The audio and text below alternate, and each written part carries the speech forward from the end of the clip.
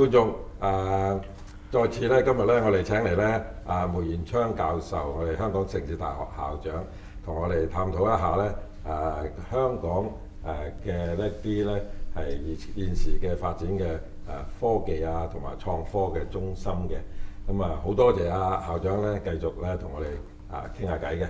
咁眾所周知啦，梅校長咁除咗喺即係喺一位你係一位教育家啦，亦都係一位咧係發明家喎。我知道你咁喺科研同埋創科嘅發展方面咧係好有呢方面嘅成就嘅，所以今日咧我就同你咧傾下咧關於香港嘅創科呢方面嘅發展嘅。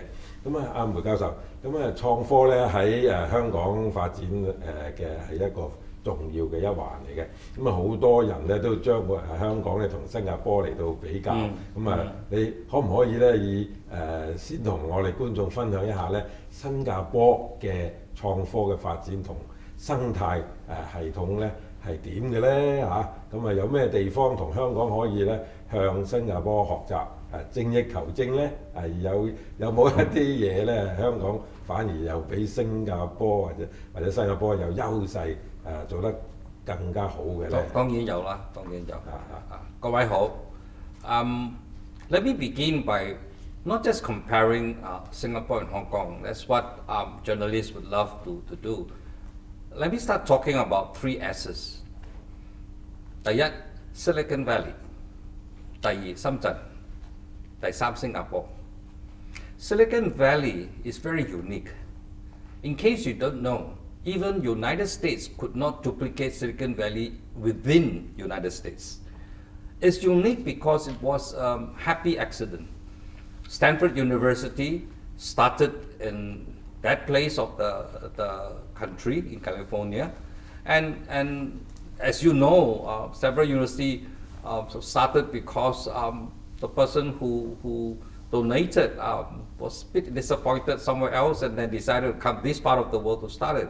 Having started at Stanford University, then uniquely became the center, the catalyst of an amazing run of technology, to the extent that it spread from there, of course, further up north and in Berkeley and further down south. So what is happening there is that the university becomes the birthplace of many technology, which in turn draw very talented people, which then in a virtuous cycle attracted even more talented professors, with that uniqueness that they want to not just do basic research, but they want to do research that has economic impact. I think that's the history of Stanford. They have many Nobel Prize winners, but they have even more successful unicorn startups. Shenzhen is different. Shenzhen basically is a place where the country decided that it should produce really good products, cheap and good. Now, if I draw a line from Hangzhou westwards, more or less, the better universities in China are north of this line. In the south are all the big industries, the deep tech companies of China. In this case, the talent and the companies didn't go up north to the big universities. It is the universities that come down south to Dawanqi. This is an interesting case where, in the case of Shenzhen, technology was moving so fast that the university could not catch up. And so what they had to do was to come down to the south and explore technologies and help them. This is a very important lesson because universities might last a long time, but if they move slowly, they will miss out on the changes in technology because the life cycle of technology is really moving shorter and shorter. If it takes 20, 30 years, you have the leisure of doing research for 10 years and then start developing. If technology changes every 5 years, you have to find a way, a different way of approach. Singapore is the third example. It was a government-led example. The government was very focused on creating new industry of high value. And they felt that's the right way to do this is to empower the universities, especially the two main ones, to resource them to do great research and thereby attract talent. But what happened, if I can say so, was that it was like a two-step dance. First, do great research.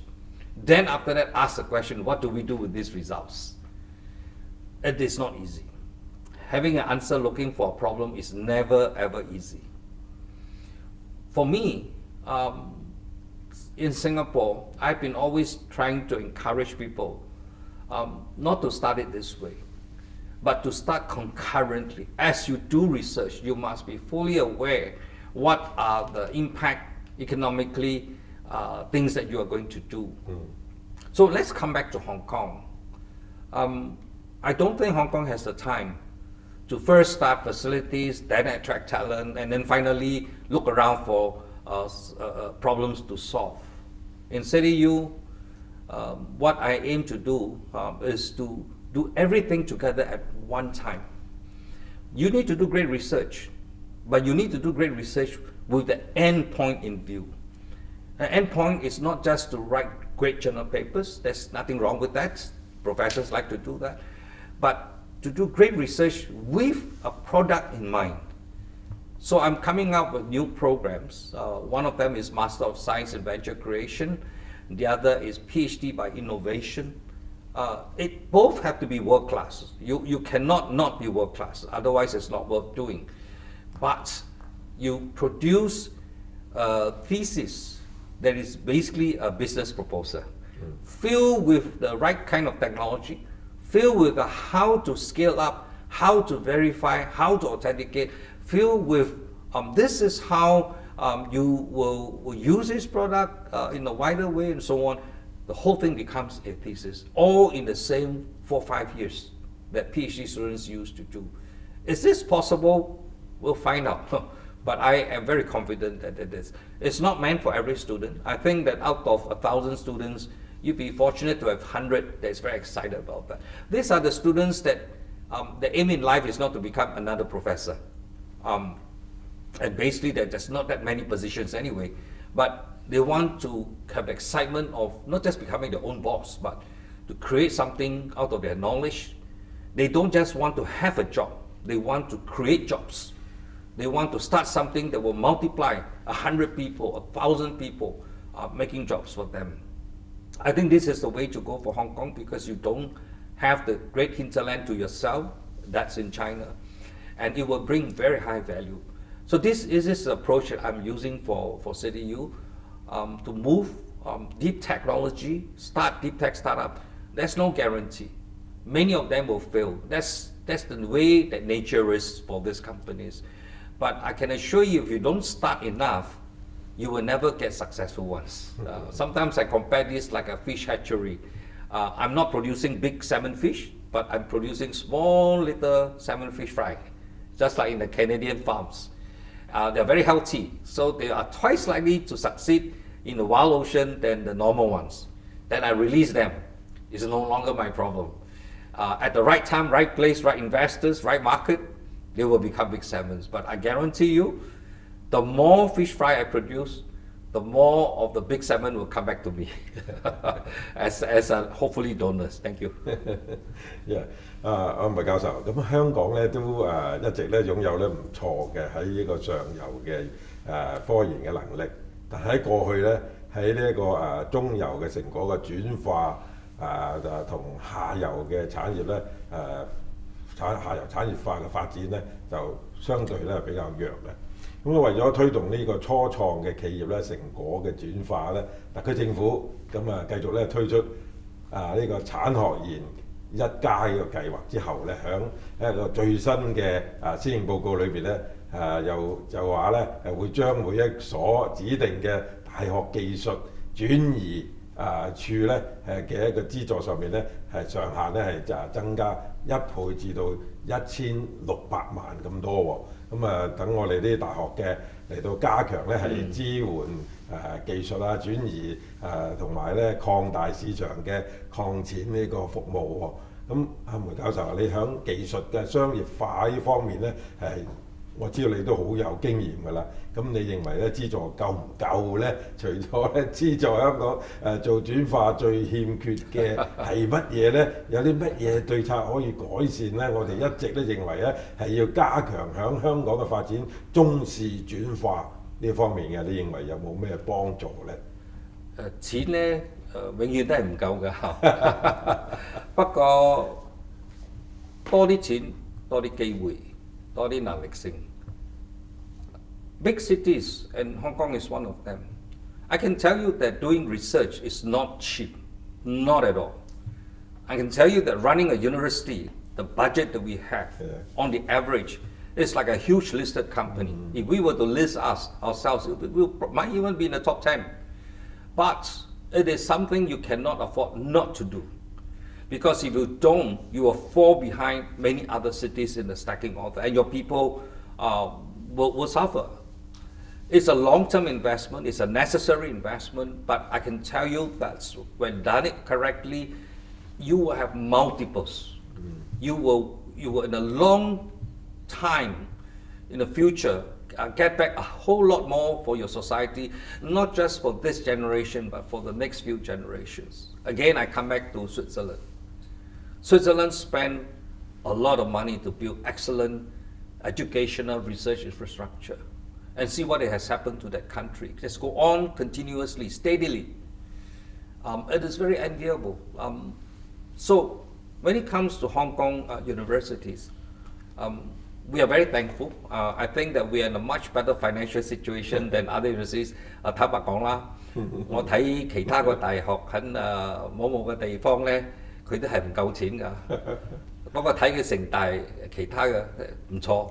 So I looked at the profit and loss statement and the cash flow and so on before I chose Hong Kong University, right? 冇錢冇得傾啊！所以你選擇嚟香港城大咧？係啦。I mean, I think the universities in Singapore and Hong Kong are very good. Hong Kong in particular, you ask me what is distinctive of Hong Kong is I cannot believe how wonderful the donors in Hong Kong are with respect to universities. Yes. I fall off my chair seeing how they greatly appreciate university. For me, it's overwhelming as a president. I don't. Singapore has so much to learn in this warm-heartedness, of donors to give for education. They do, but not in the skill and enthusiasm level that Hong Kong has. So that's our distinctive advantage. I think for CityU, though, I as a president am responsible. This is public money, so we cannot just spend and try our luck. There must be a method to systematically work so that better students will come to attract even better students. It's the same for professors. We get top students, get top professors, and they in turn will attract more. How long do we take to produce this virtuous cycle? It's not going to be 2-3 years, but I can tell you that you don't have 20 years. So in NTU, 7 years, I did that relentlessly. And we succeeded. So it's an encouragement to you. What I'm saying is that if it can be done in Singapore, it can be done in Hong Kong, probably faster here than there. I'm very optimistic. So maybe we will have this same conversation 3-4 years from now, and we will see what happens. 要推動呢個創科，我相信咧，大家都會同意咧，產學研呢3個方面嘅合作咧係非常之重要。咁但係咧，實際合作嘅時候，我哋作為咧廠商啊，好多時咧都覺得咧，同科研嘅部門嘅溝通咧係未必係好暢順嘅，因為咧我哋係用家，唔係專家，係導致到咧大學嘅研究啊出嚟嘅嘢咧，好多時咧係未必係切合到企業啊或者係市場嘅需要喎。咁啊令到我哋咧係唔能夠利用好本地嘅科研去改善技術。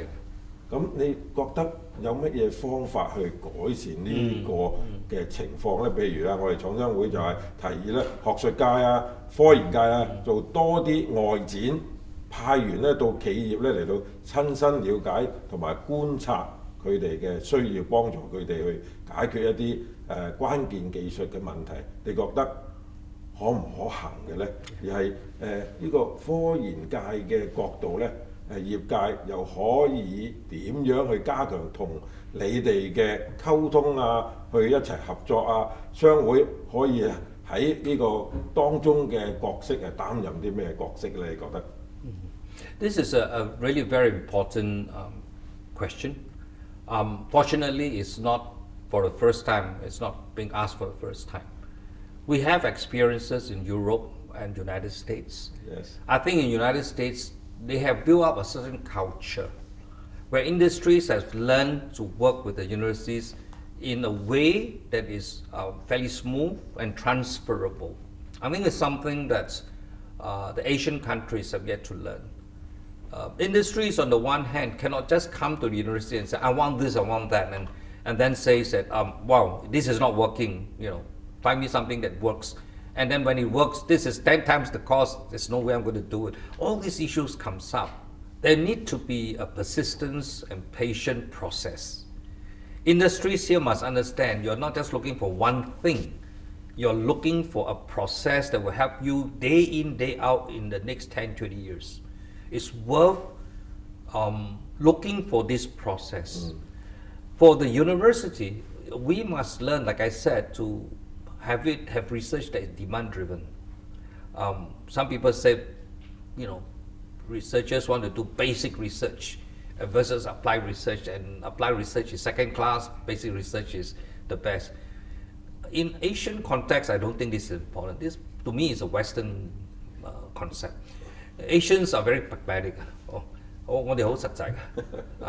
There is applied research and there is yet to be applied research.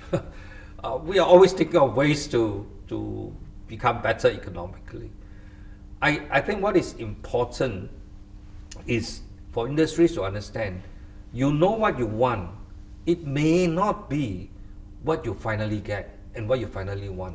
比如啦，我問你 in 10 years time, do you know what are the products that is going to change this world? You know what your problem is now, but we are talking about a shift in industry that is 5, 10 years. You may not, but actually scientists knows it better. So you need to be a bit patient. And the scientists at the same time need to reach out and say, I have to have a product in mind. Apple does it really well, for example, and so the other technology companies, until recently IBM, but the companies that carry on and sustain itself, they have worked out a way where they work long term with the university and vice versa. I think CityU needs to do that. I think we are already doing it. One of my first company was to produce a stent for the heart. And the doctors was telling me that, if you can make a stent that can dissolve, it will be amazing, because some people don't know the stent that's put in your heart, it only lasts for, you only need it for 6 months. After that, the rest of your life is a liability. Then I told him that, quite simple, I can do it. The technology I used to do it is not from biomedical, it's actually from aerospace. I translate the idea from aerospace sideways, apply it to biomedical. We can do this in the university, but in the industry, you can't do that. So this is one example where you can have a solution that you didn't realize exists. So I think moving ahead, I'm very confident that CityU, of all the other universities, can work very well with the industry. And the industry will understand partnership with CityU is not just 1, 2 years, but it's going to be 10, 20 years. Thank you. 梅校長咧，我想問下你咧，即係喺人才咧係推動咧我哋創科發展嘅一個關鍵嚟嘅，但係咧香港嘅教育喺過去咧幾年咧都並唔重視呢個科學方面嘅一啲教育。咁近年先至着力嚟到發展 STEM 呢個教育啦。作為大學嘅校長，你認為有邊一啲地方啦、邊啲方法啦可以加快同埋去加強培育呢個創科嘅人才咧？仲有喎，咁啊政府喺吸引海外嘅創科人才上面有乜嘢措施應該要加強咧？除咗新加坡，咁香港仲有乜嘢仲可以去邊啲國家去搶人才咧？I'll tell you an open secret. I think sometimes Hong Kong and Singapore I think we may not fully realize we have a huge advantage. Let me explain. Since the 1990s onwards, there were a huge number of ethnic Chinese students, mostly from China, but a lot from Indonesia and Vietnam, who have gone to the West did really well, become great scientists. Yes. And today, when you look at the top universities in the world, are you surprised that many of the top scientists, they also happen to be Asians? So there is an emotional draw back to this part of the world, especially if they find that in certain countries, they might feel a little bit more threatened, they might feel a little bit uneasy, they want children to be in a safer environment, they then also understand that the children can be raised in a more Confucianistic Asian environment with the best Western education. Where can you find them? 兩個地方，新加坡、香港。When they reach a certain age, the parents in the mainland or somewhere else, they want to be nearer. So these are many emotional appeal. So I can tell you with some confidence that right now, as it is, I'm attracting many great talent from the Ivy Leagues from Europe. They happen to be more Asian than otherwise. It's fine. Out of every 4 people in the world, 1 is a Chinese. You can't help it. But they will come and they will consider. The biggest problem some people think in Hong Kong is space. I keep telling my professors, having space is not doing research. Don't confuse the two. There are some really great universities that have no space, hardly any space. They do world-class research. Imperial College, University of London, UCL. The best example is Caltech. It's a very small university, but everything they do the best in the world. So we don't want volume. We don't want space. Of course, if you give me space, I'll take it. But my main aim is people, talent. Find talent, and your space problem will be resolved somewhat easier. And I'm very optimistic that this part of the world, we can attract good talent. We have a lot of assets. And if you ask me to compare Hong Kong and Singapore, I'll tell you one thing that Singapore will never have that Hong Kong has. All your lovely walks, all your mountains, all your greens, you know. Oh, so nice, you know, 行山啊！新加坡成日一架山行嘅咋，香港有十幾個，風景又咁靚，天氣又咁好，冇得比啦。咁好啦，再次咧多謝阿梅教授一連2集帶我哋咧從喺個學術界科研界嘅角度咧一窺咧香港嘅創科嘅現況同埋未來嘅發展，尤其喺而家嘅香港嘅創科嘅需要政產學研呢個4個界別嘅共同努力。我哋時間夠啦，拜拜。